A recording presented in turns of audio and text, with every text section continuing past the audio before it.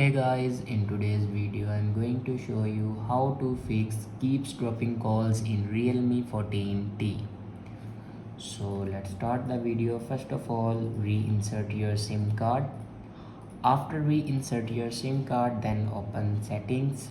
In settings, scroll down and click on system and update.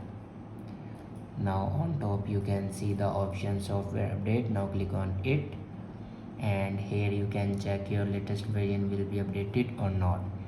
If it doesn't update to latest version, then update it to latest version. After update a latest version, then go back and click on backup and reset.